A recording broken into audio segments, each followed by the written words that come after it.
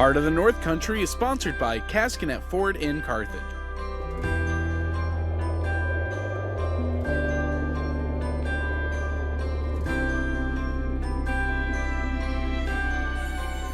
It's the most wonderful time of the year, and for the next half hour, we're going to take time and appreciate the things that make the North Country a wonderful place to live. We're looking back at the stories that showed us the heart of the North Country this year. I'm Makenzie Piatt. And I'm Jeff Cole. And thanks for joining us at Honeyville Manor in Adams Center for the 5th year in a row.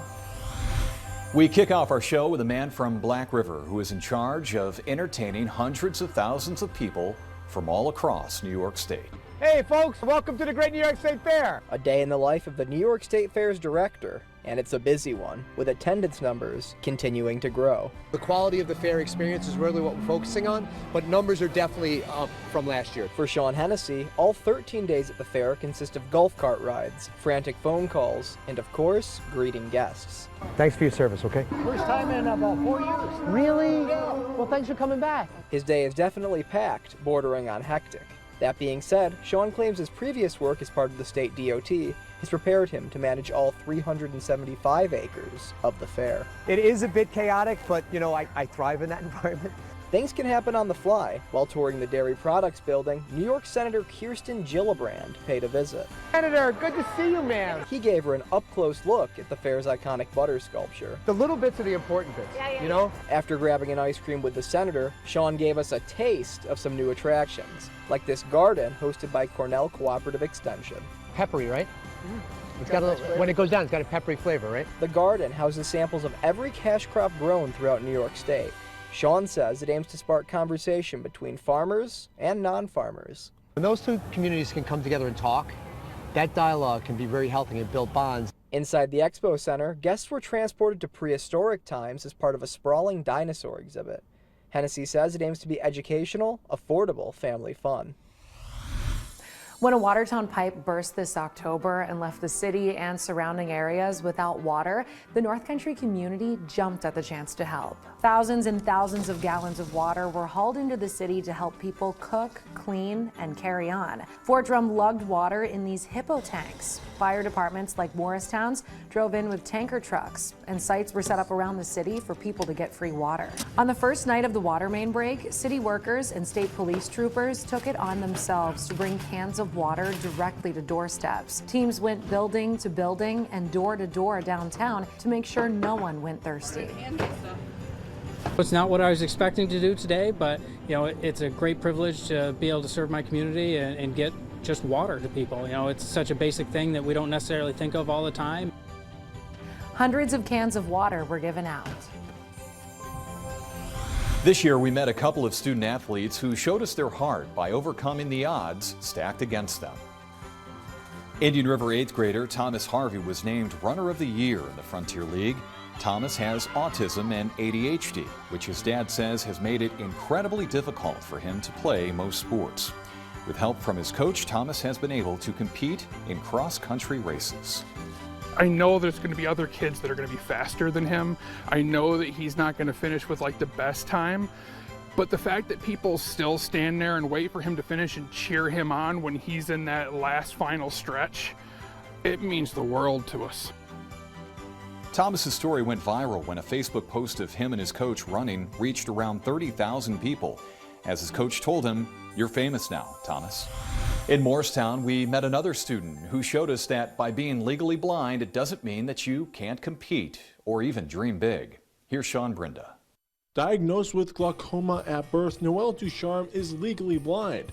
But that doesn't affect her when playing her favorite game, goalball, a sport played by the visually impaired. Participants play in teams of 3 and try to throw a ball past opponents and into their net to score points. When I first played it, I felt like it's something that I could actually do and compete with. The ball itself is about the size of a medicine ball, weighs about 4 pounds, and has a bell inside so players know which way the ball is rolling. While some players may have some sight, everyone wears an eye mask to level the playing field. Ropes let competitors know where they are on the court. Noelle and her mother Sarah practice at Morristown Central. And every 2 weeks, Noelle plays on a goalball team in New York City, hoping to qualify for the 2028 Paralympic Games in Los Angeles.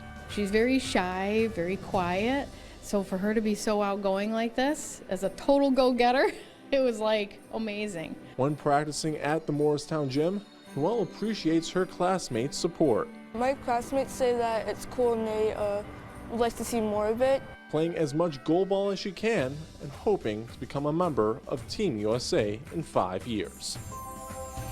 Heart can mean so many things. In some cases, it's resilience. We saw that as people began rebuilding after a pair of fires. In Watertown, St. Anthony's Church rebuilt its pavilion this year, opening it in time for sausages to be served at the Mount Carmel Feast. And in Depauville, a popular family restaurant was destroyed in April, but the owners of the Depauville Hotel are already rebuilding. They hope to have the restaurant up and running again in the spring. That same spirit, that same vibe, that same family fun atmosphere will still be here. In August, we met a little girl who is battling cancer. Her father praises the Make-A-Wish Foundation for giving her a generous gift. Here's Brendan Straub. I mean, they're begging to get in it right now, and it's what, 72 degrees? On a cooler July night, their new pool might be a bit too chilly to jump into, but the Scholl family is loving the addition. The above-ground pool and attached deck were a wish come true for their 3-year-old daughter, Eliana. Since it was built, her parents say the kids have barely left the pool. Oh, I've never been happier. You know, the kids are having fun, and that's what counts. It was a wish granted by Make-A-Wish of Central New York. You see, a couple years ago, Eliana was diagnosed with stage 4 neuroblastoma, a rare cancer that affects children mostly under the age of 5. She was in remission for a while, but the cancer came back this past winter and just had to resume monthly chemo treatments. But this new pool has helped to keep her focused on being a kid. They're definitely going to get their use out of it, that's for sure. To celebrate her new pool, Eliana was greeted by her volunteer wish granters who stopped by with some cupcakes and goodies. This was the first time these two women have been able to interact with Eliana in person. I'm just now getting to the point where I can do it without crying happy tears every single time. It's so amazing when you see the looks on their face. A wish that her father says means more than anyone could imagine. There's a lot more kids out there in the same situation or even worse. And so for an organization to be able to do that, that means a lot. We have more stories to come on Heart of the North Country, including a wolf pack reunion. After nearly a decade apart, a lone wolf becomes leader of the pack. Plus, we'll meet the self-titled Crazy Cemetery Lady, Lowville Citizen of the Year, and learn what's lost beneath the waters of the St. Lawrence River.